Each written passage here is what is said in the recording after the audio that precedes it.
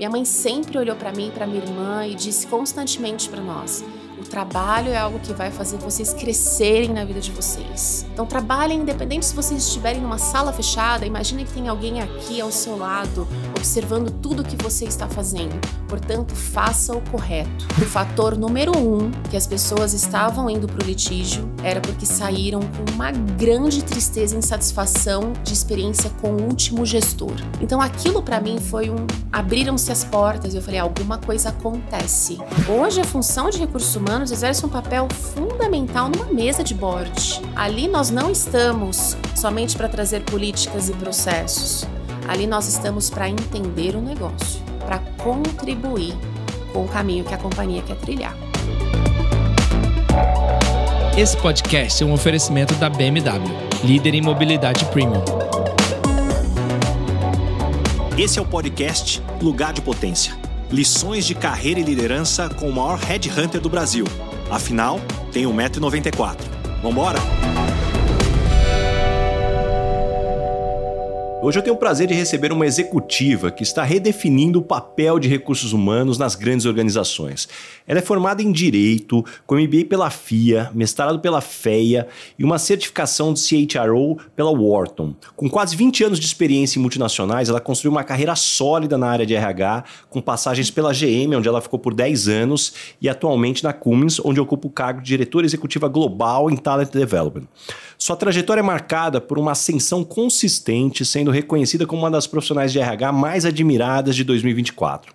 Agora, o que seu currículo não conta é a paixão pelo desenvolvimento humano, sua perspectiva global formada por experiências internacionais e seu compromisso genuíno com diversidade e inclusão. Diretamente dos estúdios da Heineken Zero, Cristina Moreira, que prazer ter você aqui no Lugar de Potência.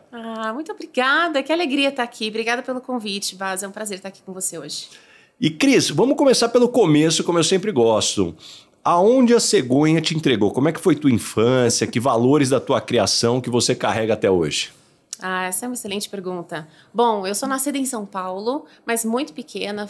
Mudei para o interior de São Paulo, em São José dos Campos. Sou filha de uma mãe solo, então mineira, muito trabalhadora, muito aguerrida. E tenho uma irmã mais nova do que eu. Então somos uma família pequena e de mulheres muito conectadas e muito focadas em projeção de futuro.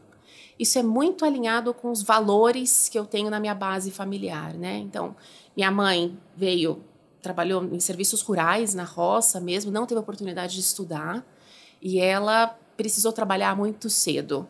Mas ela sempre teve muita vontade de estudar e de aprender novas coisas. Então, ela foi ser alfabetizada quando eu entrei na universidade. E esse é um tema muito importante para a gente, porque eu me lembro, enquanto menina, 10, 12 anos, eu já alfabetizada, eu lendo conteúdos para ela, para ajudá-la a tomar decisões, etc., porque ela não era alfabetizada ainda.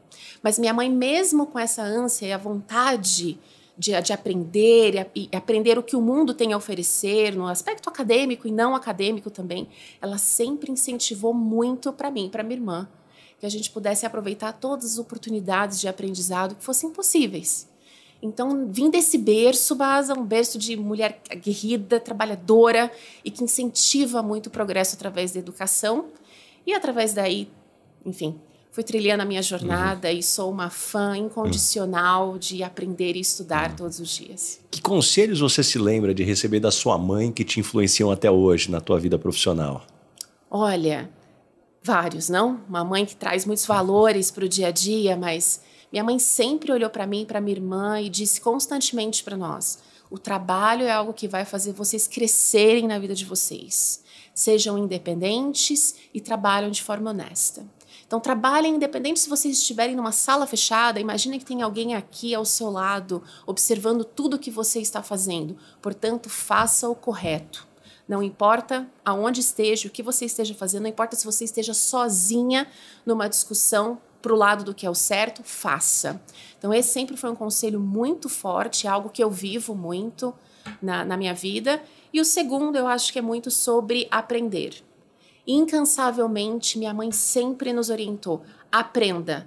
Seja se você está indo para o colégio, faça seu dever de forma apropriada, absorva o máximo que os professores têm a te ensinar, mas também quando você estiver ao redor de outras pessoas. Aprenda com os mais experientes, aprenda com as pessoas que têm um background diferente do seu, aprenda, porque a vida é sobre aprender.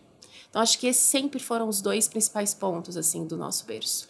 E você cresceu em São José dos Campos, uma cidade com forte presença na indústria. Você acha que isso teve alguma influência na sua visão sobre o mundo do trabalho desde cedo? Ai, muito, né, Vaza? Muito. Então, minha mãe foi comerciante a vida inteira e meu primeiro trabalho foi com ela num comércio. Então, eu comecei a trabalhar com 12 anos de idade, atendendo o público.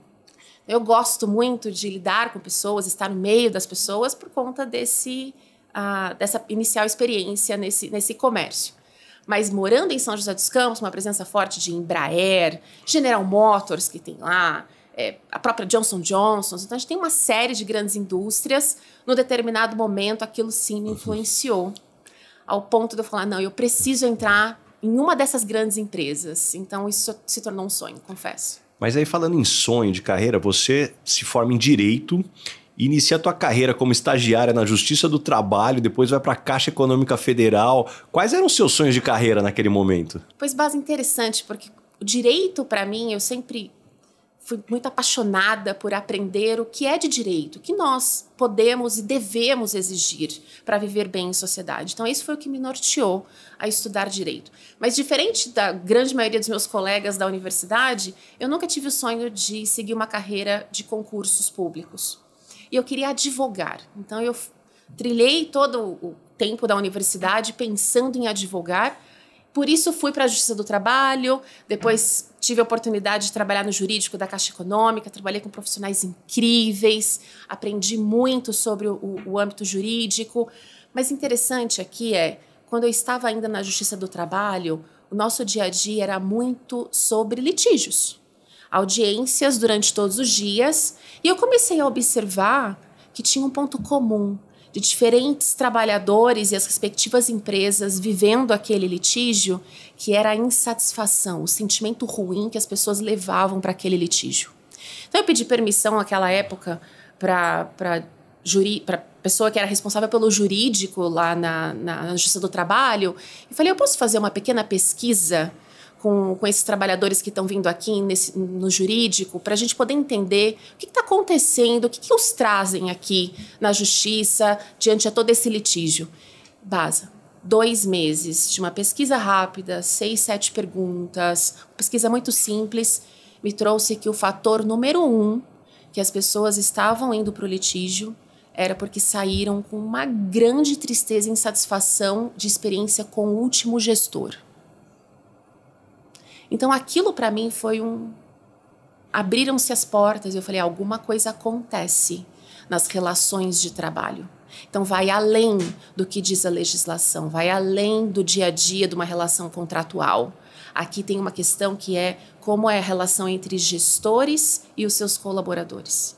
E aquilo me deu o norte de traçar uma pós-graduação em gestão de pessoas. E foi meu primeiro pé na mudança. Mas aí foi uma decisão planejada ou uma oportunidade que surgiu e você agarrou? Como é que você considera ali a tua entrada depois no mundo de RH? Olha, a pós-graduação foi planejada, porque aquilo me instigou, né? Me trouxe curiosidade. Eu falei, não, eu preciso estudar mais sobre isso. Mas depois, durante a pós-graduação, eu falei, poxa, estou num centro industrial, aqui em São José dos Campos, uma imensa, vasta oportunidade de indústrias multinacionais. Por que não tentar uma multinacional? Então, eu comecei a fazer alguns contatos e comecei a participar de alguns processos seletivos para essas indústrias. Então, participei na época da LG, da própria General Motors, da Embraer. E dentre essas 3 que eu participei do processo, eu fui selecionada primeiramente na GM para trabalhar na área de relações trabalhistas. Que para muitas empresas, relações trabalhistas faz parte do departamento jurídico, o que tinha muita correlação com o que eu tinha estudado, com o que eu tinha de experiência. Bom, na GM, relações trabalhistas era dentro de recursos humanos. Então, aquilo me abriu uma porta imensa para daí entender e viver e respirar um ambiente de recursos humanos. Então, relações trabalhistas me trouxe intencionalmente para esse universo que eu nunca mais quero sair, que é a função de RH. E Cris, para quem não é da área, como é que você explicaria o papel estratégico de RH nas organizações hoje, além do que muitos enxergam só o departamento pessoal ou apenas a área de recrutamento? Coisa do passado. Departamento pessoal foi necessário em algum momento, essa consolidação de dados, olhar para uma empresa e falar, meu papel é único e exclusivamente contratar e colocar a pessoa no posto de trabalho. Isso não é mais um RH estratégico. E eu não vou falar para você, Basa, aqui qual é o RH do futuro, eu vou falar para você o que é o RH do hoje. Hoje a função de recursos humanos exerce um papel fundamental numa mesa de board. Ali nós não estamos somente para trazer políticas e processos. Ali nós estamos para entender o negócio, entender o produto, entender o mercado, entender financeiramente como a empresa está caminhando, entender a estratégia da companhia. E a partir daí, o papel de recursos humanos, de todos nós, em diferentes níveis da organização, é trazer a expertise que nós temos em gestão de pessoas, em processos de RH, para contribuir com o caminho que a companhia quer trilhar. Então, para mim, esse é o papel do RH intencionalmente estratégico e que precisa estar presente em todas as empresas. E Cris, uma coisa que me chama muita atenção na tua carreira, você teve uma ascensão expressiva de estagiária a líder global em menos de 15 anos. E você não vem de uma formação internacional de Harvard, você teve uma formação que depois você foi buscando cada vez mais evoluir. Quais foram os momentos decisivos dessa jornada aí? Porque, puxa, é pouco tempo aí de estagiária, é uma posição global numa baita multinacional. Eu acho que persistência e muito foco e muita sede de fazer mais, de entender mais e contribuir mais. Eu tive um gestor, Basa, na época da General Motors. General Motors foi uma grande escola para mim, eu tenho uma imensa gratidão. E um dos meus gestores na General Motors, a gente teve uma conversa muito interessante. Num dia muito corriqueiro, eu cheguei, coloquei meus equipamentos de segurança, fui para as áreas onde eu atendia, como relações trabalhistas, e por volta de 2, 3 da tarde eu voltei, fui lá, bati na porta dele, sentei e falei, olha, eu já fiz tudo o que era previsto dentro do meu escopo de relações trabalhistas, mas eu já mapeei tantas outras coisas, que são problemas que estão acontecendo na área e eu preciso fazer mais. Mas eu quero a sua permissão para eu entrar em outros níveis de responsabilidade que não estão aqui delimitados ao que eu tenho na área de relações trabalhistas. Eu quero mais, eu preciso fazer mais e eu vejo que eu posso contribuir mais. Basa, esse gestor, ele olhou para mim e ele só sorriu. E ele falou, cuidado com o que você pede, menina. Porque na época eu era uma menina e ele já é um senhor muito na fase de aposentadoria. Ele falou, você pode conseguir, porque se você quer contribuir mais, a gente também quer mais de você. E aquela conversa muito informal foi me conectando com projetos existentes da área de HR Business Partner, com projetos existentes na área de Talent Acquisition. E aí eu fui navegando em diferentes iniciativas dentro da função de RH. Então, para mim, o que me move, Basa, e que me faz ter movimentos rápidos de carreira é que eu quero entregar muito bem feito o resultado que a empresa espera de mim e do meu time.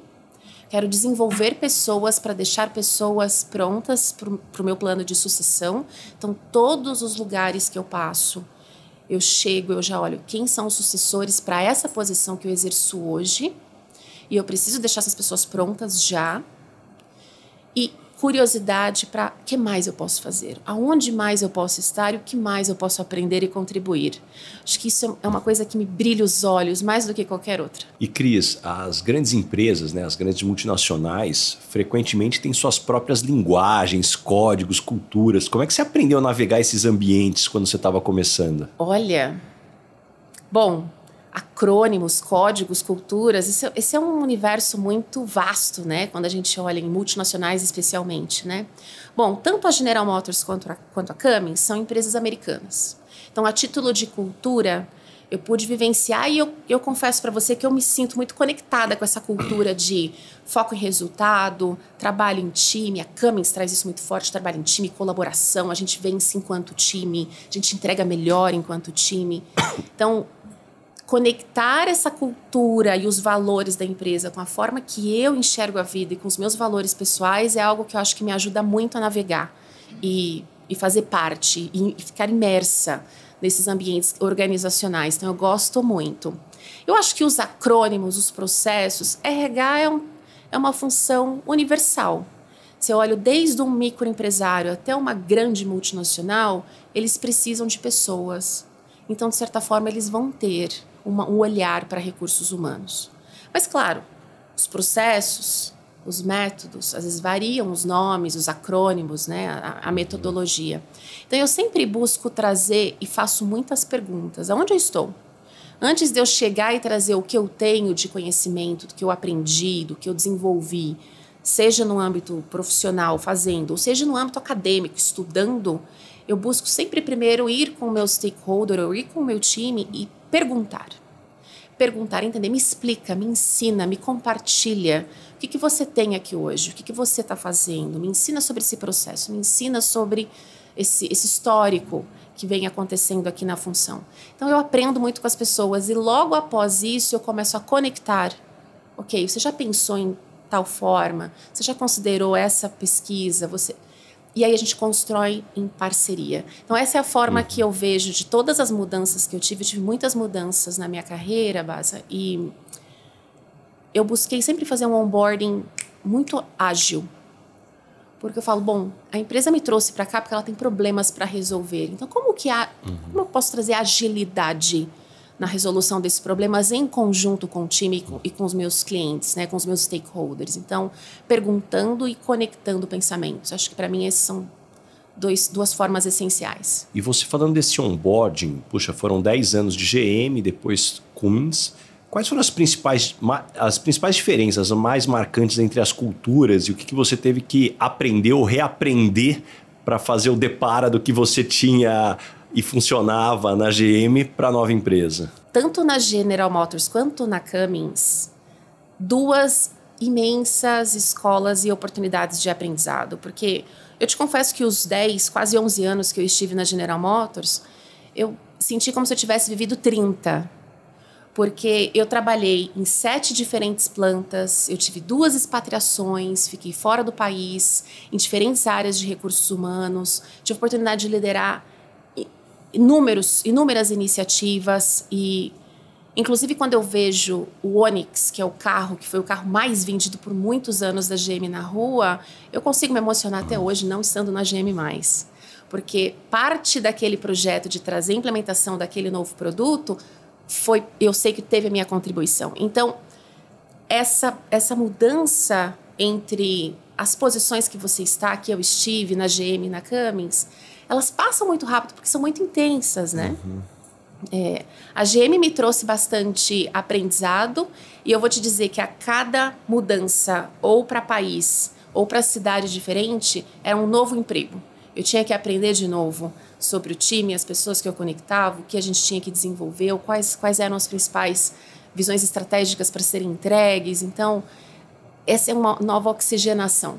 E talvez essa seja uma das grandes armadilhas do mundo corporativo, que é você, quando convidado para um novo projeto, uma nova localidade ou uma nova área, você achar que estão te buscando para que você leve a receita pronta que funcionou na área anterior e levar para o novo desafio, o que é uma grande bobagem. Dificilmente o Ctrl+C, Ctrl+V vai dar certo. Dificilmente, Basa.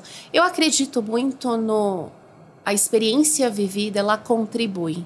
Certamente. Certamente. Então, eu me vejo em situações hoje que eu falo, eu já vivi algo semelhante em determinado momento.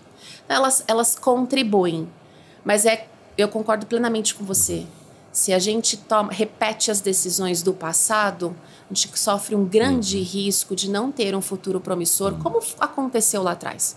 Porque o mercado muda, as pessoas mudam, os desafios também. Então, eu uso as experiências vividas como referência, mas não para fazer copy-paste. Você se envolve com as histórias, experiências e aprendizados que eu compartilho aqui em cada episódio? Então pense no efeito transformador dessas lições aplicadas na sua equipe. Conheça mais sobre a minha palestra Lugar de Potência acessando o link na descrição do episódio. Não só inspire, mas revolucione o potencial do seu time. como é que você equilibra a necessidade de seguir processos e hierarquias de grandes empresas com a capacidade de inovar e trazer novas ideias? Como navegar nesse mundo? Isso é interessantíssimo. Eu vejo que as grandes multinacionais têm um grande desafio sobre como eu mantenho a inovação numa estrutura tão rígida, porque existem processos rígidos na companhia, que é o que traz esse olhar global. Então, aonde você estiver, você tem a experiência em determinados processos. Para mim, o que eu busco sempre fazer? Inovação, para mim, é fundamental. Eu vivi experiências onde a mudança trouxe o futuro, e eu estudei situações no MBA executivo que eu fiz, onde eu vi a falta da inovação afundar companhias. Então, eu incentivo muito a inovação. E uma forma muito simples que eu faço, tanto para mim mesma, quanto para o meu time e para as pessoas ao meu redor, eu não busco perfeição. Não precisa ser perfeccionista. Tira a perfeição de lado. Tente. Me traga a sua proposta, me traga a sua ideia. E não precisa ter todos os dados possíveis do mundo.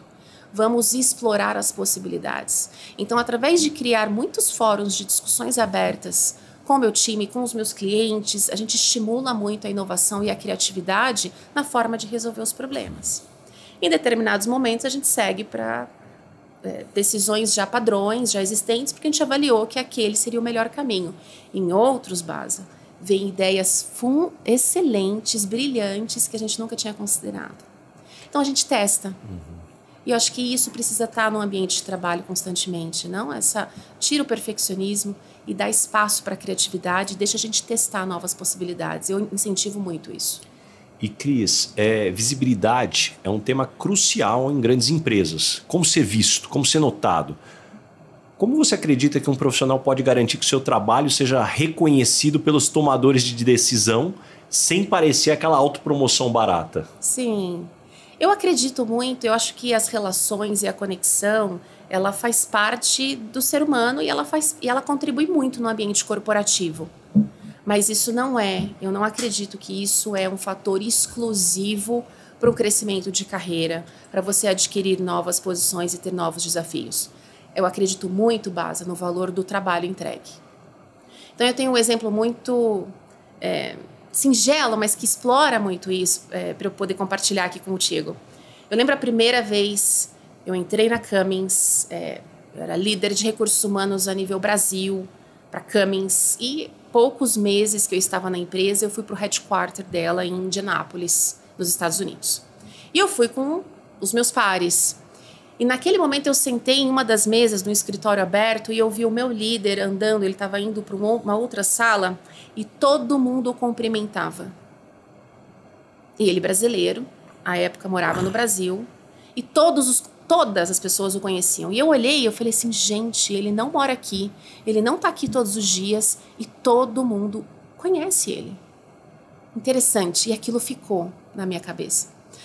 Ao ponto de, quando eu fui evoluindo e avançando na posição enquanto liderança Brasil, todos os projetos que nós tínhamos, as iniciativas a nível Brasil, que o nosso time estava em desenvolvimento e trazendo resultado para os nossos clientes, eu trazia exposição e visibilidade para a liderança do board. Eu falo, olha, eu quero compartilhar com vocês, porque eventualmente isso pode ser até uma boa prática para levar para outro país, para levar para outra unidade de negócio. E essa busca por compartilhar boas práticas ou erguer a mão e falar, preciso de ajuda, estou tentando desenvolver uma iniciativa aqui, não estou encontrando o caminho, posso fazer benchmarking com vocês em outros países? Como que isso acontece nos Estados Unidos? Então, eu usei essa forma de criar pontes e conexões, ao ponto de, poucos anos depois, por volta de 2 anos e meio, 3, eu recebi o desafio de ser a líder de RH para a América Latina. Então, eu fui a número 1 de RH para a América Latina até agosto do ano passado, liderando toda a região. E quando eu fui para os Estados Unidos para as formalidades dessa nova posição, as pessoas olhavam para mim e falavam assim, parece que você mora aqui.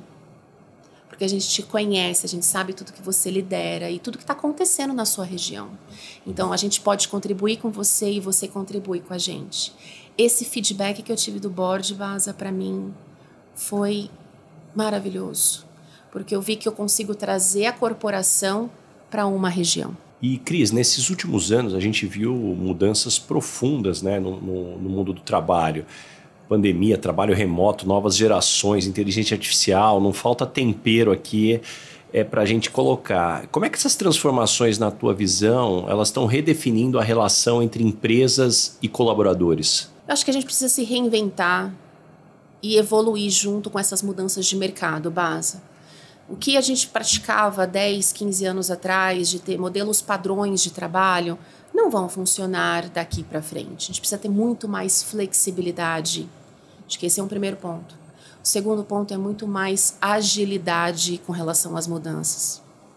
Esse, para mim, é uma grande tendência que não vejo só para a área de recursos humanos. Eu vejo isso para recursos humanos, eu vejo isso para outras funções, engenharia, finanças. Quanto mais agilidade e flexibilidade, melhor. Eu acho que a área de recursos humanos que fica muito focada só exclusivamente na empresa onde está, nas vozes das pessoas, onde estão ali trabalhando na corporação naquele momento, também pode sofrer um grande risco. Nós temos que olhar e saber, sim, qual é a temperatura, quais são as vozes, quais são os pedidos para as pessoas que estão trabalhando com a gente na companhia hoje. Mas a gente tem que olhar muito para o que está acontecendo fora do mercado. Porque eu quero reter, eu quero atrair, eu quero reter, eu quero desenvolver. Então, para isso, estar conectado com o que está acontecendo no mercado é um item fundamental na minha agenda. E eu incentivo a todos os líderes que trabalham comigo na área de recursos humanos. Eu pergunto, como você está vislumbrando o mercado? Quais são as pesquisas que você está observando? Quais são os parceiros que você está conectando? Quais são as tendências? Esse olhar preditivo, para mim, ele é um elemento fundamental para a gente navegar nessas relações de trabalho, trazer mudanças significativas que melhorem e tragam uma satisfação para a experiência do colaborador, mas baseado não só no que a gente enxerga dentro da empresa, mas o que a gente quer enxergar dentro da empresa no futuro. Mas muitas pessoas ainda têm uma visão de que o RH está sempre do lado da empresa. Como você vê esse equilíbrio entre defender os interesses do negócio, mas ao mesmo tempo proteger e desenvolver as pessoas? Uma coisa está casada com a outra, Basa. Então, sim, nós precisamos, enquanto recursos humanos, ser parceiros do negócio. Por isso, hoje eu estou aqui contigo conversando sobre recursos humanos, mas em um determinado momento, se você quiser conversar comigo sobre quais os produtos a Cummins produz, quais são os mercados em que nós estamos inseridos, qual é a nossa visão estratégica enquanto companhia, eu também trago isso para você. E eu acho que o recursos humanos, a gente precisa ser parceiro do negócio e entender tudo isso para trazer caminhos que vão trazer futuro para essa estratégia. De fato, uma implementação, uma execução apropriada dessa estratégia. Entretanto, tudo é feito por pessoas. Nós precisamos ter as pessoas corretas nas posições corretas. Isso é um jargão muito falado, difícil de fazer, mas muito falado. De ter as pessoas corretas nas posições corretas. E recursos humanos não faz isso, Basa. Nós preparamos a organização e os líderes para isso. Então, a gente tem que cuidar para ter as melhores pessoas, ter líderes que façam essa gestão de forma apropriada, porque através das pessoas é que a gente consegue caminhar para o futuro que a companhia está buscando. Então, não é... Eu, honestamente, concluindo aqui com você, não vejo que é um RH que tem que só para o lado da empresa, é a empresa entendendo o que a empresa necessita e trazendo as pessoas para esse caminho. Na tua trajetória, como é que você identificou e aproveitou os momentos certos, seja para mudar de posição ou buscar promoção? Quais são os sinais que indicam que é hora de dar o próximo passo? Basa, eu nunca olhei a posição como um aumento salarial. Eu sempre olhei muito, eu acho que as questões salariais de carreira elas vão acontecendo como consequência. Todas as mudanças de carreira que eu tive, eu sempre fui olhando aonde tem um problema que precisa ser resolvido. Então, posições que abriam, eu ia olhar e falava assim, bom, qual que é a responsabilidade dessa cadeira? Por que essa área foi criada? O que é o escopo? Quanto maior o problema a ser resolvido, maior era a minha vontade de participar daquele processo. Então, algumas posições que eu tive foram frutos da minha iniciativa, onde eu fui lá, fiz a aplicação e falei, eu quero participar, porque me interessa essa posição. Outras posições foram ofertadas para mim diretamente. Então, a minha última, onde eu mudei de Head de RH Brasil para Head América Latina, foi uma de que foi ofertada para mim diretamente. E antes de olhar qualquer carta oferta, Baza, a minha pergunta sempre foi: mas o que a gente quer fazer aqui? Qual é o problema que a gente quer resolver? Qual é o impacto que essa posição pode contribuir? E é isso que me move todos os dias, é sobre impacto. E isso me move, por isso que a cada 2 anos, quando eu começo a sentir que eu estou numa área de conforto, eu já começo a buscar outras coisas. Eu falo, não, aqui eu estou começando o dia, estou terminando o dia e estou tranquila e confortável com as decisões que a gente está tomando e como a gente está movendo. Acho que eu preciso de mais. Então, isso me move. E Cris, aproveitando da tua experiência nas empresas que você passou, mas também você falando com tantos pares de RH que você tem, abre a caixa preta para a gente. Como é que as empresas realmente tomam decisões sobre promoções e movimentações internas? O que pesa mais? É resultado, relacionamento, visibilidade, outros fatores?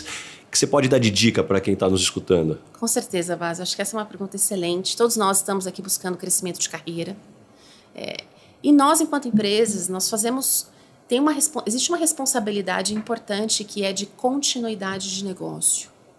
Então, as discussões de talento e de desenvolvimento, elas existem hoje. Eu posso falar pela Cummins que tem um processo super robusto de discussões de talentos, onde todas as funções e os líderes param para discutir planos de sucessão, quem está no pool de talentos, que a gente precisa investir para o futuro.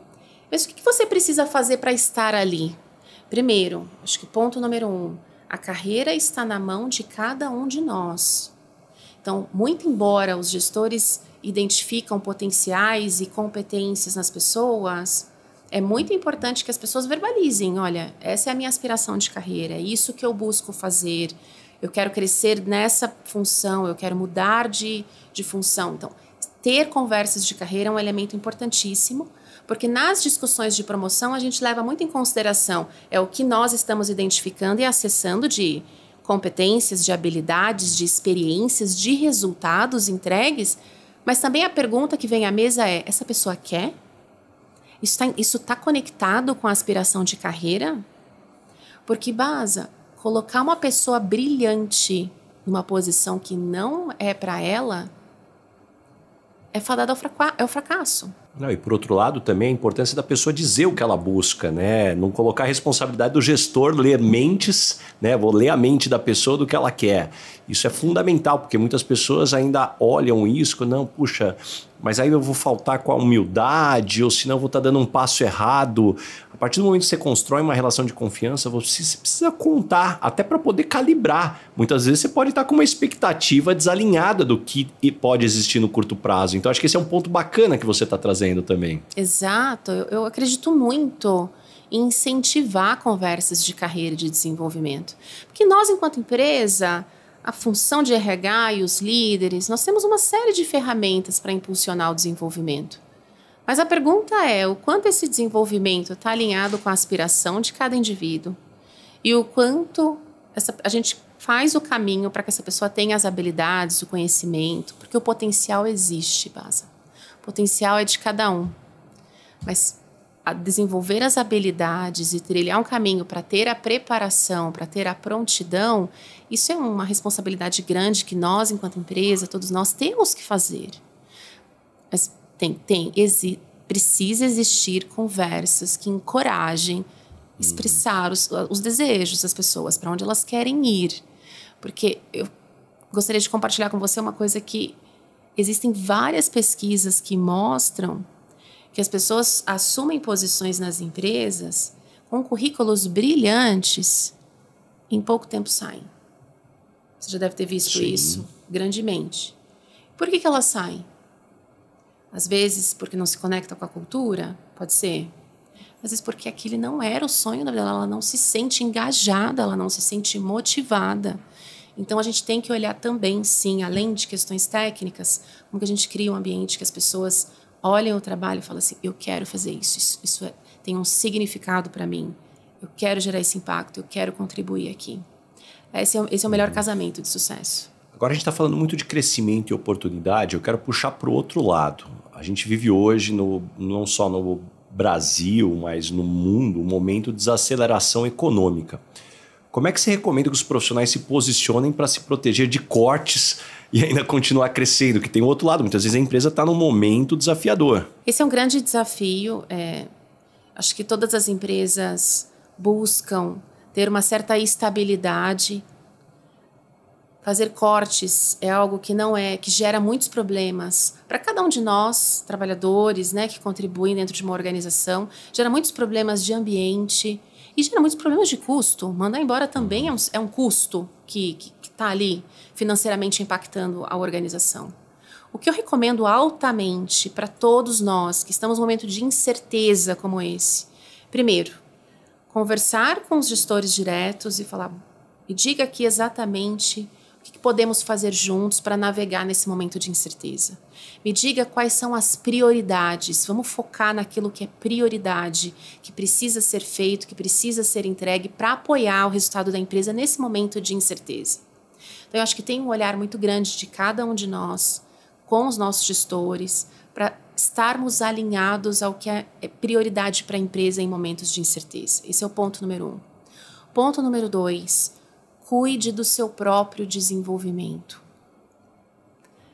Eu incentivo, eu vou falar por mim mesma, eu busco conhecimento e autodesenvolvimento que hoje eu estou contribuindo com a Cummins. A Cummins, ela colhe frutos do que eu estudo, do que eu desenvolvo, do que eu busco para mim mesma. Mas quem tem a base de todo esse conhecimento sou eu mesma. Então eu busco continuamente aprender coisas novas, porque eu sei que por mais que o mercado fique em altos e baixos, para bons profissionais capacitados, com uma vasta experiência, sempre teremos oportunidades. E falando do teu desenvolvimento, Cris, eu já vi você falar bastante sobre ter um mindset preparado para não ter preconceito. Como é que você cultiva essa mentalidade aberta, especialmente em ambientes corporativos tradicionais que tentam te colocar aí naquele encaixe ali padronizado? Isso me remete muito a tudo que eu venho aprendendo e desenvolvimento em relação à diversidade, equidade e inclusão. Porque é muito simples, Baza, quando a gente pensa em vieses inconscientes, né? As pessoas rotulam muito umas às outras e através dos rótulos trazem limitações. Como eu busco fazer isso? Primeiramente, começa comigo. Eu tentar entender quais são os meus próprios vieses. Quais são os próprios rótulos que eu vejo e eu coloco nas pessoas para conscientemente eu tentar tirar isso. Então, acho que esse é um primeiro ponto. Começa com a gente mesmo. Segundo, toda vez que eu estou ao lado de um parceiro meu de trabalho, um cliente, com a minha própria liderança, com algum membro do meu time, e eu vejo que tem limitações ou vieses que vêm dessas pessoas em determinado nível de discussão, saudavelmente, de uma forma muito gentil, eu busco parar e falar, vamos conversar sobre isso. Por que você acha que aqui essa pessoa pode fazer e a outra não? Por que você acha que uma mulher ou um homem entregam resultados diferentes por uma questão de gênero? E eu busco intencionalmente explorar e fazer as perguntas para entender e ajudar essa outra. Primeiro, para eu entender a perspectiva do outro. E segundo, para eu ajudar essa outra pessoa a quebrar esses paradigmas e a gente poder trabalhar de uma forma mais unificada. E alinhado a isso, puxa, a gente também tem uma discussão muito grande, o desafio da saúde mental. Isso não é uma discussão só do Brasil, é uma discussão no mundo inteiro. Como é que as empresas podem criar esses ambientes que promovam esse bem-estar, mas sem comprometer o resultado? Porque eu costumo dizer que tudo na vida é mais fácil estar no extremo. Você quer ser uma empresa que só abraça a árvore e não olha resultado, é relativamente fácil. Você quer só entregar resultado e destruir as pessoas, também é mais fácil. Agora, conseguir equilibrar os dois, que é o que dá sustentação, é a chave. Como cuidar dos dois para que eles sejam complementares? Baza, você não imagina o quão feliz eu fico de ver esse tema de saúde mental sendo abordado de uma forma tão ampla em diferentes organizações, em diferentes segmentos. Porque eu acho que a gente não tem mais espaço em nenhuma empresa de ter aquela gestão ditatorial que é o resultado acima de qualquer coisa, que aqui você é o profissional, eu estou olhando você só como profissional e todo o restante da tua vida pessoal não me importa. Então, Anos atrás a gente via muito disso, né? Uma gestão muito nesses extremos. Ou, por outro lado, tô aqui, quero ser seu amigo ou sua amiga, e uma mistura. E às vezes o resultado se perdia no meio dessas relações. Hoje a gente não tem espaço para isso mais.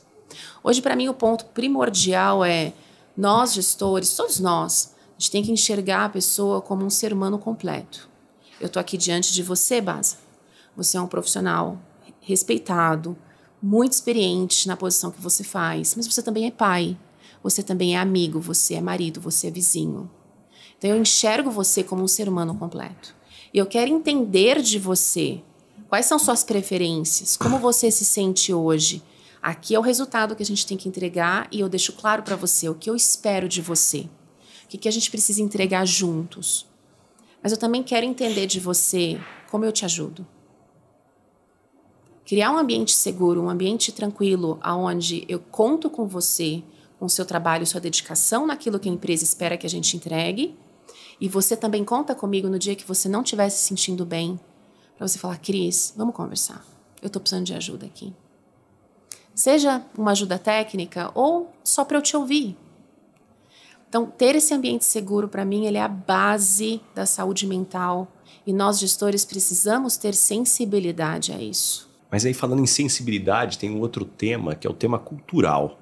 Quando você atua com diversas culturas, países, ou mesmo dentro do Brasil, onde a gente tem vários países dentro do Brasil, dado a nossa extensão, que são tão diferentes cada região. Quais os maiores desafios de liderar essas equipes multiculturais?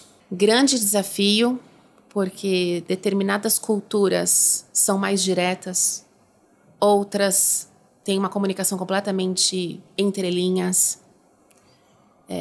Eu agora estou no meio dessa jornada, estive muito na jornada para entender as culturas na América Latina e agora estou entendendo cultura na Índia, entendendo cultura na China, entendendo como eu me moldo, como eu posso trazer uma abordagem diferente, mas que vai conectar melhor com os meus stakeholders ou com o meu time. Meu time hoje é espalhado ao redor do mundo.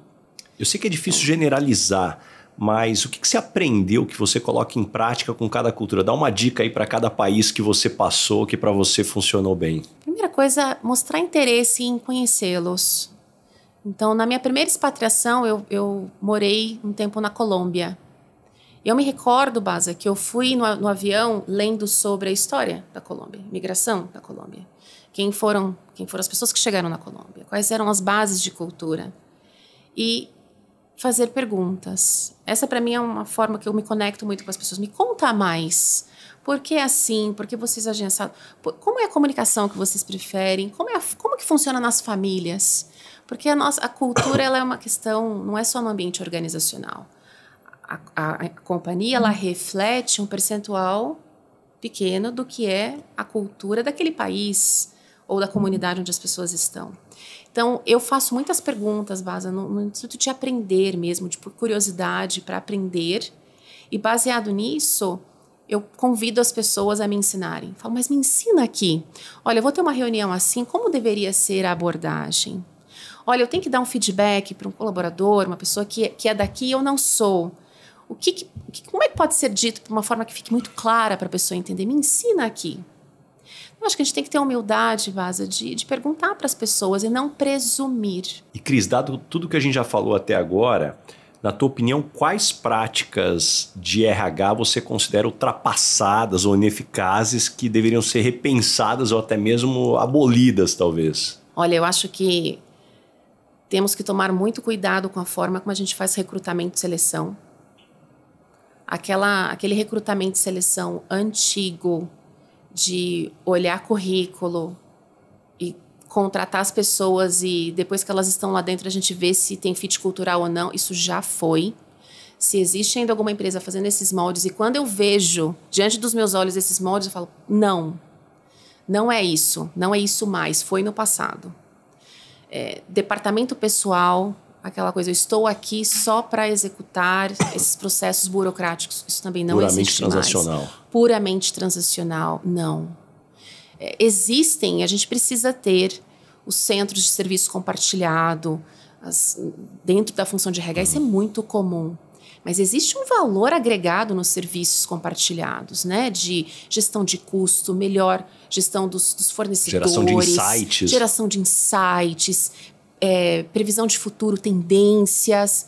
Então, para mim, o que precisa ser abolido é toda e qualquer área dentro de recursos humanos que, ponto número 1, não está alinhada com a necessidade de negócio. Ponto número 2, não gera suporte e outcomes que apoiam o negócio a crescer. E ponto número 3, eu estou medindo aqui, limitado ao meu trabalho, sem qualquer preocupação se aquele trabalho está contribuindo com alguma coisa. Para mim, esses são 3 principais itens que precisam ser abolidos imediatamente. E Cris, na tua trajetória, quais foram os maiores sacrifícios pessoais que você precisou fazer para chegar até onde você chegou profissionalmente? E com a perspectiva que você tem hoje, tem algo que você faria diferente? Não, Baza. Acho que tive sacrifícios, né? Então, quando a gente fala de aproximadamente, vou colocar aqui, 12 anos atrás, você estaria diante de uma menina jovem, cheia de energia, com muita coragem e curiosidade. O que isso me trouxe? Eu mudei de cidades, eu mudei de país em uma semana, de uma semana para outra, sozinha, sem qualquer pessoa da minha família comigo. Faz a mala, semana que vem tô morando em outro país. A minha primeira expatriação, ela veio dessa forma, né? O meu gestor me chamou, na época, a General Motors ainda, e falou, a gente tem uma oportunidade para você na Colômbia. É uma posição diferente da que você faz hoje, porque lá era para ser business partner. E a pessoa que está lá atualmente está com um problema muito sério e precisa sair. E isso era uma segunda-feira.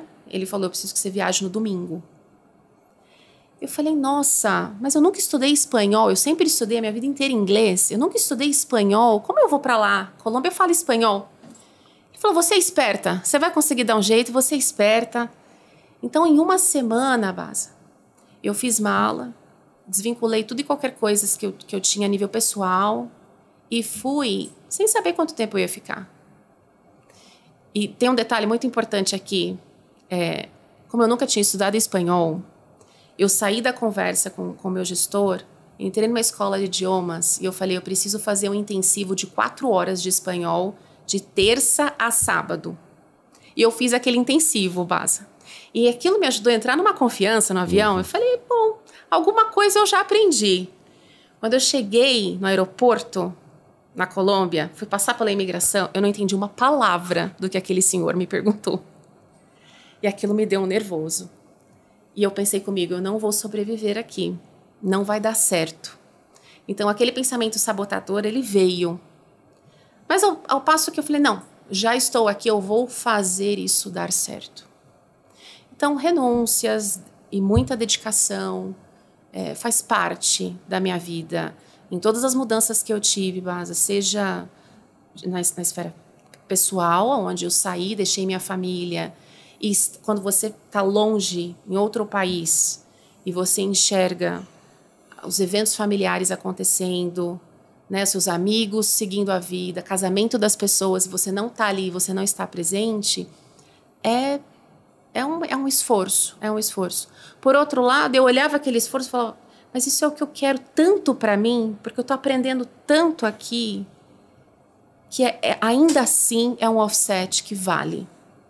Então é assim que eu penso, Baza. Nada nessa vida a gente consegue de uma forma soft. Você tem que ter escolhas, e cada escolha ela vai trazer offsets, né? São decisões que vão offsetar de outro lado. Mas os ganhos sempre foram ainda maiores, do meu ponto de vista. Como é que tua voz interna fala com você? Uma voz que te acelera, te acalma, te põe pressão, te faz follow-up? Como ela é? Em alguns momentos me acalma, me faz parar para pensar, porque eu sou acelerada. Então eu tenho uma voz que às vezes olha para mim e fala, Cristina, hold on. Não. Para e pensa um pouquinho. Ou, não tem que tomar a decisão disso hoje. Espera um pouquinho, pega alguns dias, reflete sobre isso. Então eu tenho uma voz interna que me traz calma e me faz parar para respirar, para pensar melhor. Porque a minha voz natural é de vamos. tem que fazer, vamos liderar isso, vamos implementar isso, Eu tenho uma vontade muito grande de realizar, de executar coisas, de trazer as pessoas. Então, a minha voz interior, ela me traz um pouquinho mais de balanço. Esse podcast tem um oferecimento de Michael Page, líder em recrutamento e seleção de executivos no Brasil e América Latina. Cris, chegamos agora no momento Headhunter. Qual que é a pergunta que você sempre faz nas entrevistas para contratar alguém para o seu time? Qual é o valor que você vai trazer para o nosso time, para a nossa companhia? Qual é a contribuição? Qual é a diferença que você vai trazer para a gente? Para mim, essa é uma pergunta que eu sempre faço. Eu quero muito entender o valor que a pessoa traz, o impacto que a pessoa traz. E a segunda pergunta é: o que você quer para você? O que você quer para você, para sua vida, para sua carreira, para o seu crescimento? O que você busca? O que é importante para você? Essas são as duas perguntas que eu sempre faço, Baza. E que tipo de pessoa não dá certo trabalhando com você? Acho que a pessoa que não tem dedicação ao que está fazendo realmente não dá certo. Não tem compromisso com o trabalho, para mim não dá certo. E que não é íntegra, não tem transparência. Porque eu trago muita transparência, Baza. Aquilo que está funcionando bem, a gente celebra muito. Aquilo que às vezes não está funcionando bem, a gente para e tenta corrigir a rota. Mas tem que ter transparência. Isso para mim também é um elemento importante. Quando as pessoas não gostam de você no ambiente de trabalho, normalmente qual é o motivo? Porque eu sou muito acelerada. Eu te respondo de pronto. Porque esse foi um feedback. Já apareceu em 360, em pesquisas 360. Já. E eu tenho grandes pessoas da minha jornada dentro da Cummins e antes da Cummins, que a gente sempre tem muitos contatos e as pessoas sempre falam para mim, Cris, você é muito criativa e tudo tem muita oportunidade diante dos olhos, né? Então, eu sou acelerada, eu quero ver como é que a gente evolui, como é que a gente desenrola as coisas, como é que o resultado vem. Então, eles me ajudam. Toda vez que eu recebo um feedback desse, me faz parar para pensar. Eu falo, não, hold on. Então, tá bom. Menos aceleração e mais calma. E o que você gostaria de perguntar para o Baza, Headhunter? Baza, me conta. Eu tenho 2 perguntas para você. Vamos lá. A primeira delas é, qual que é o seu olhar do mercado para o futuro, do que você está vendo hoje, com todos os desafios que a gente tem no mercado de trabalho, seja Brasil, seja fora do Brasil, mas o que você está vendo que devem ser as principais tendências de mercado? Essa é a minha primeira. A primeira pergunta, a minha resposta, eu tenho uma visão que as profissões deixam de existir, mas a necessidade do trabalho, ela não deixa de existir. Isso é inerente ao ser humano. Então, eu acho que a gente vive numa sociedade onde a gente forma as pessoas para que aos 16, 18 anos elas decidam o que elas vão fazer para o resto da vida, faz uma pós depois e está todos prontos.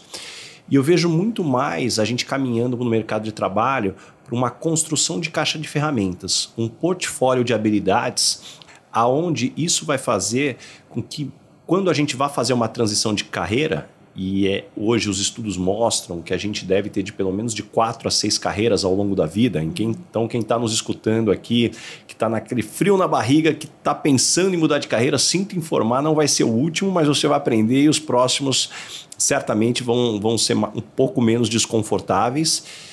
E a partir dessa gestão de portfólios é onde vai te dar mais ou menos coragem para você calibrar a mudança. Então, eu como CEO da Michael Page, se eu quiser trabalhar com desenvolvimento humano, talvez a distância não seja tão longa. Agora, de CEO da Michael Page para neurocirurgião, tem pelo menos 12 anos de distância aí entre vestibular, faculdade, residência. E isso envolve, quanto mais tempo, envolve mais dinheiro necessário, mais humildade, porque, puxa, dependendo da transição de carreira que você faz, puxa, aonde você estava, você é super respeitado, você chega aqui, olha, espírito de aspirante novamente, que vai ser fundamental, mas eu vejo muito mais fluido dentro dessa dinâmica, até para que a gente possa explorar, né, muito mais elementos do que a gente pode ter pela frente. Que legal, é verdade, é verdade. Você vê que os modelos de trabalho mudam e a forma de trabalho vem mudando e vai mudar ainda muito mais, né? Isso aí. A segunda pergunta? A segunda pergunta, eu queria trazer um mix. Eu tenho entre profissional e pessoal. Como você se vê no futuro? O que você quer para o futuro para você sendo CEO Michael Page? O que você aspira como CEO Michael Page? Mas também como Basa pai e membro da sua família. Como você se vê no futuro? Você sabe que eu tenho uma visão onde eu venho refletindo bastante sobre esse elemento, aonde a gente falou de saúde mental, mas muito antes de pandemia, a Organização Mundial da Saúde já falava da depressão como a doença do século XXI. E eu tenho comigo que o trabalho é um dos fatores, um descarriladores muito forte para você ter aí uma crise que possa chegar numa depressão. É claro que trabalho não é o único, mas um ambiente tóxico, uma relação ruim com o gestor, ele desencadeia muito do que a gente vê hoje de sofrimento em relação à saúde mental. E às vezes eu tenho a sensação que no mercado a gente está cheio de pessoas erradas no cargo errado, na empresa errada. E eu tenho comigo, que é um pouco do que eu tenho como norte na Michael Page, se a gente puder ajudar a encontrar a pessoa certa para a posição certa e na empresa certa, você não precisa fazer tanto esforço para encaixar. Fato. As coisas fluem. E, por outro lado, eu não tenho uma visão romântica de assim, olha, eu quero uma empresa que todo mundo seja feliz. Nossa, eu acho isso muito perigoso. Para ser feliz é muito mais do que só o ambiente do trabalho, questões pessoais, saúde, você pode estar vivendo outras coisas. Mas talvez eu tenha a convicção de falar assim, bom, se o mundo lá fora está tão louco com violência, guerra, política, tanta instabilidade, se aqui dentro da empresa for melhor do que está lá fora, as pessoas vão preferir ficar aqui dentro e eu vou dar condições para elas crescerem e se desenvolverem. Então, talvez minha visão de propósito ela é muito mais conectada ao dia a dia do que um grande sonho, porque hoje eu vejo uma grande pressão, né? Todo mundo tem que encontrar o seu propósito, mas, aliás, seu propósito não deveria ser nada menos do que mudar o mundo, senão não vale, né? Tem que ser, no mínimo, mudar o mundo. Eu falo, não, acho que eu não tenho essa pretensão, nessa capacidade toda, vamos fazer o nosso em volta aqui melhor, que já está ótimo dessa dinâmica. E, Cris, chegamos agora no momento, Dona Ângela. Complete a frase. Eu sou esquisita por quê? Eu acho que eu sou esquisita porque eu detesto suar. Você mora no interior de São Paulo. E você imagina qual é o desafio para eu fazer exercício físico?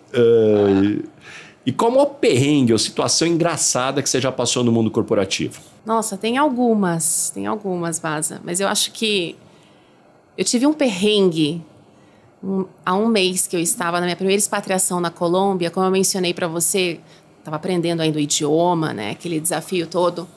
E um gestor me ligou numa sexta-feira à tarde e falou, olha, Cristina, em espanhol, eu preciso conversar com você na próxima semana porque eu tô com uma funcionária aqui que está sendo, ele falou em espanhol, né? Molesta, está molesta.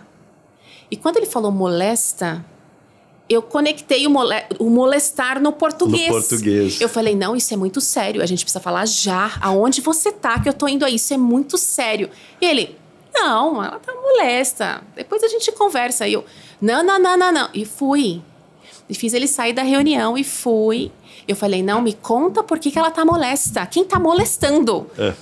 E aí, quando ele foi me contar, eu falei, não, mas isso não é um molestar. Daí ele, o que pra você é molestar?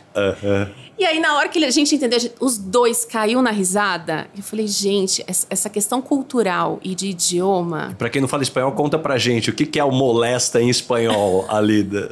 Incomodada. Simplesmente incomodada. Simplesmente incomodada. Longe do molestada nós. Longe do molestar que a gente interpreta, né, no português. Claro. E caminhando agora pro final... Cris, o nome desse podcast é Lugar de Potência. Qual que é o teu lugar de potência? Que tipo de situação e ambiente pode jogar que você brilha? Pode me jogar em crises, gerenciamento de crises, porque eu busco trilhar caminhos de resolução, e pode me jogar em estratégia. E me conta uma verdade que as pessoas não costumam dizer e, na sua opinião, é fundamental para se ter sucesso. Sucesso, dedicação e fazer o seu melhor todos os dias. E o que você aprendeu nos últimos 12 meses, seja em conhecimentos ou habilidades? Que quando a gente pensa que sabe alguma coisa, porque você não aprendeu ainda. Eu estou numa função nova, né, Basa? Então, Eu fui para lá achando que eu sabia de talent development. E agora eu tô vendo que eu tenho muito a aprender sobre talent development. Então, o primeiro passo para evolução é saber o que a gente não sabe. Exatamente. Eu concordo muito com você. Deixa algumas dicas de fontes de conhecimento. Como é que você se mantém informada e se desenvolve? Podcast como esse. Recomendo altamente para as pessoas, todos os profissionais de modo geral, buscarem estar conectados com canais que trazem conteúdos que agregam valor, como este podcast. Pesquisas em grandes consultorias, então eu analiso muito reportes de grandes consultorias como a Michael Page, como Deloitte, como N outras consultorias na minha área de recursos humanos para entender tendências de mercado.